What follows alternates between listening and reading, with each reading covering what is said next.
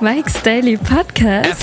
Episode 1383, and it's Mike Matthews broadcasting from Cafe Anyway, located somewhere in Podcastro Valley, Mont. Today, John Deere the engineer, Floyd the Floorman, Chely Shoehart will be stopping by. We will have the segment, the Wow That's Wild Files, with some stories that will make you go wow.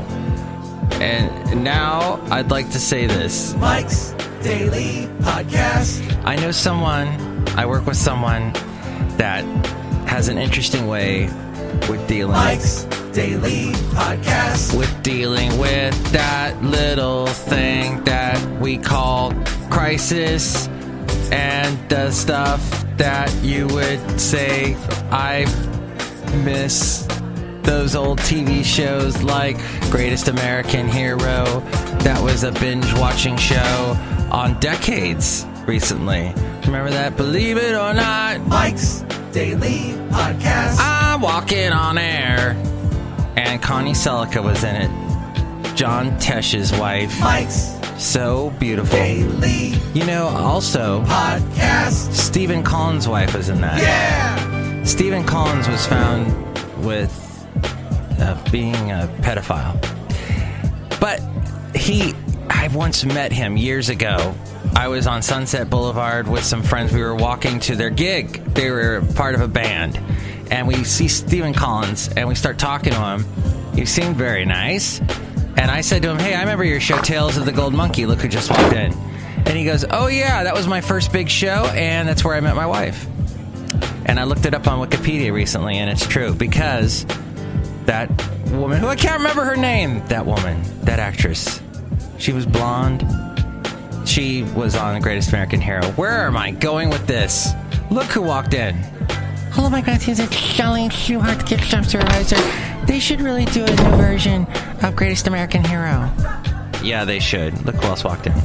Oh, Mike, this is Floyd the Floorman. And this is John Deere, the engineer. Yes, it'd be a great show. Ant-Man kind of covered that territory.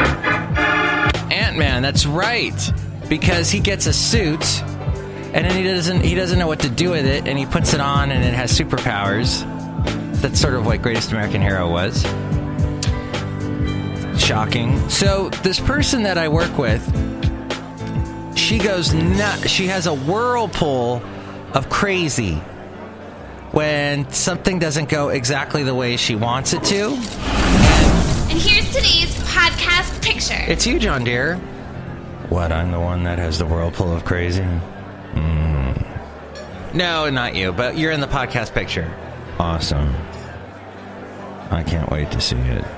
Yes, I can't wait to draw it. Hasn't been drawn yet. But she once told me that when she goes she went into a supermarket one time, and she had one of these coupons that said, hey, you can get with this coupon a dozen donuts for free. And she came in and she said, hey, I want my dozen donuts. Here's my coupon. And they go, oh, well, we're all out of donuts. And she goes, that's not my problem. Just like that. And I said, that's what you said? And she said, yeah. I said, that's not my problem. And they ended up giving her like a dozen bagels or something. So I thought to myself, if I were working at that supermarket and somebody was yelling at me, that's not my problem. And I would be like, you know what, it is, because you want donuts and we don't have them. So you got to come up with, you either got to come back another day to make this work. It's like, okay, Safeway has their $5 Fridays. If you walk in and say, hey, how come this isn't $5? Well, it's on $5 Friday. That's not my problem. It doesn't work there, does it? So, I don't know. I think some people just have this entitled mentality that, you know, I have to, everything that I want, I should get because I'm the customer. The customer's always right. Well, that goes only so far. There's the little thing called logistics. Not to get into logistics. All right, let's get into logistics. Today, I was trying to get out of my house on time, and my stupid toilet was... That's what Mike does on this podcast. He talks about his dang toilet. The darn toilet would not, the water wasn't staying in the bowl. I've got a leak in the little the plug thingy-majig that keeps the water out of going into the bowl. I'm saying the tank is what I'm trying to say. Anyway, I gotta fix that when I get home today. I'm excited about that. Anyway. Cafe anyway. Anyway. And if you didn't like any of the beginning of the show, well... Excuse me! Who is that obnoxious guy? You know, Kim Jong-un, Moss Chocolate Bonbon Fatty McFat Stick in Korea, speaking of North Korea, speaking of annoying guys, I found it interesting that ICBM missile he launched it on the 4th of July. And meanwhile, in Podcastro Valley on the 4th of July, I saw several people launching their own little missiles. So, I don't know. There was a lot of missiles being launched that day. Just food for thought. I don't know if that was a thought. But I did see on the 4th of July a coyote, when all the stuff was blowing up in the skies. A coyote ran across the street right in front of me. And I thought, wow. See, it does bug dogs' ears. And you need to be careful. But that's crazy. I'm not going to give this... I do have a little story about the whole North Korea thing. And Kim Jong-un Moss Chocolate Bonbon Fatty McFat Stick. Because it is the big news. And Trump in Poland is big news. And we'll get to all that. Oh. Excuse me. Excuse. All right. Yeah, that's okay. Hey. MIKEs-DAILY-PODCAST.com is a wonderful website full of all kinds of fascinating things, like, well, the podcast picture and other stuff, past shows. And there's this thing called the Amazon link. If you're going to buy anything on Amazon, click on that, buy whatever it is you're going to buy, and that helps us out, makes us happy people. There's also the PayPal. You can click on that and help us out that way, too. It's wonderful. All right, I think I've plugged that really well. Hey, let's get to the segment called... The Wow, That's Wild Files. Yeah. Yeah. You ready, Mike? Well, Trump warned North Korea today that he's considering some pretty severe things in response to the isolated nation's unprecedented launch of a missile capable of reaching the U.S. He called on all nations to confront the North's very, very bad behavior. He likes the word very. Trump, in his first public comment since North Korea tested their intercontinental ballistic missile for the first time. These are the first comments. He declined to offer specifics about what a U.S. response might entail, though he called it a threat and said the U.S. would confront it very strongly. He said it wasn't certain he'd follow through on the severe steps he was weighing, adding that he does, quote, not draw red lines. This, according to the Associated Press, and that also a reference to Obama, who said that about Syria. And the red line, he was talking about that. Washington's made things worse. The U.S. has been considering a range of possible sanctions, economic measures, and other steps in response to Pyongyang, North Korea. The test of an ICBM marked a major technological advancement for North Korea. Now, meanwhile, Trump said Russia likely hacked, but nobody knows for sure, on the eve of his first meeting with Russian President Vladimir Putin. His first ever meeting, my friend. And you know what he thinks about Russia. I say it's better to get along with Russia than not. Trump, however, questioned the veracity of American intelligence about foreign meddling in the U.S. election, arguing that Russia wasn't the only country that may have appeared. Nobody knows for sure, he said. I don't know. You don't know. Nobody knows. CNN doesn't know. I hate CNN, by the way. CNN, I have one word for you, and it is...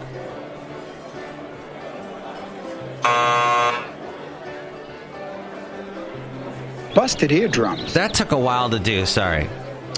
Opening his second overseas trip as President, Trump also warned North Korea that he's considering some pretty severe things. As U.S. investigations into Russia's meddling moved ahead, Trump is under intense scrutiny for how he handles his first face-to-face session with Putin. It should be very interesting. U.S. intelligence officials say the unpredictable Russian leader ordered interference in the election that brought Trump to the White House. Trump and Putin also plan to sit down on Friday, tomorrow, in Hamburg, Germany, where the girl that says Mike's Daily Podcast at the beginning of every show, my cousin, she lives there in Hamburg. So this is on the sidelines of an international summit going on there. By the way, Hamburg is a very liberal city and very anti-Trump. And there will be protests, but in Germany, since they are so organized, every little thing has to be planned ahead of time. They are going to, if you wanted to protest, you have to get a permit from the government, and then you have to dance around in lederhosen, and it's so much fun. Next story is the minimum wage in Missouri. The Missouri is going to drop. Cities all over the U.S. have been boosting their minimum wage. It's up to $15 an hour in Seattle. Let's move. But it's going the opposite direction in St. Louis. Along with the rising sales tax and meat prices, a minimum wage hike to $10 an hour 2 months ago made it too expensive to open for a family-owned restaurant in downtown St. Louis. In this story by CBS News, he's cut back from 5 to 2 days a week for lunch as hamburgers are smaller. Wah, wah. Well, the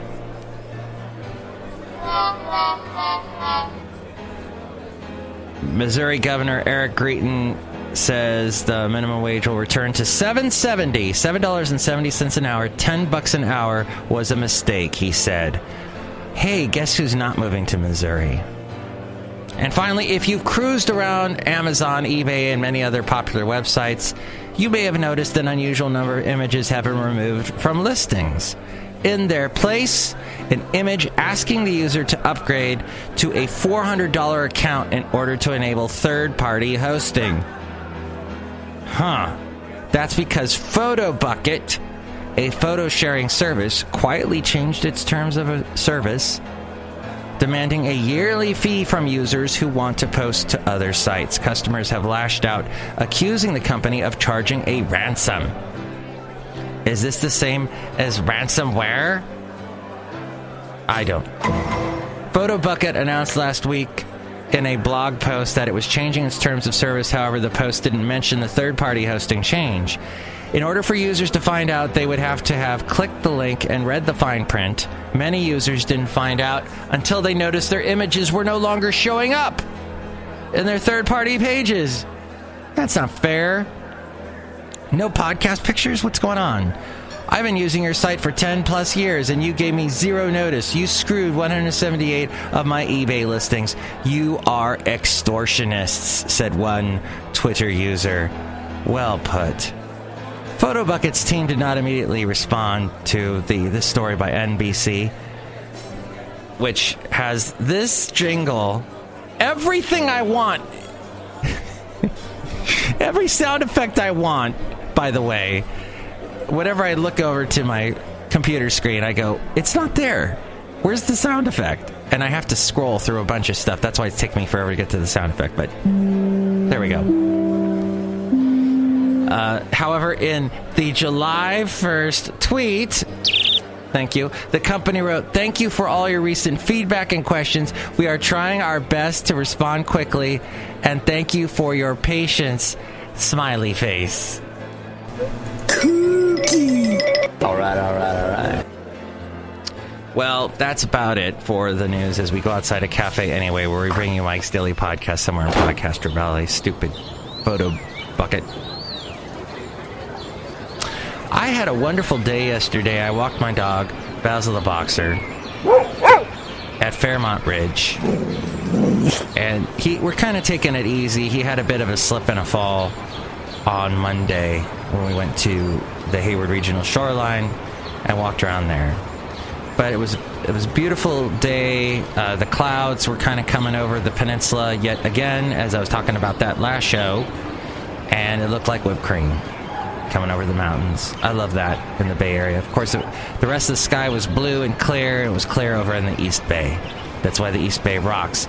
But it was a wonderful day, and I feel like today might be another one. I'm going to be optimistic. I'm going to be optimistic about the toilet. I'm going to be optimistic about logistics in your life, that it all works out.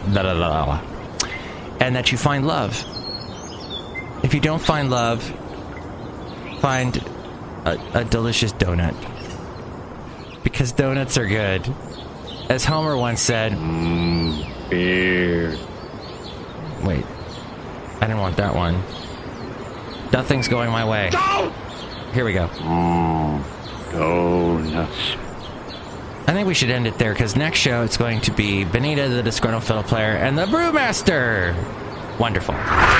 Mike's Daily Podcast is written and produced and performed by Mike Matthews. His podcast is super easy to find. Download or listen to his show and read his blog at MIKEs-DAILY-PODCAST.com. Email Mike now at MIKEs-DAILY-PODCAST@gmail.com. See you tomorrow. Bye!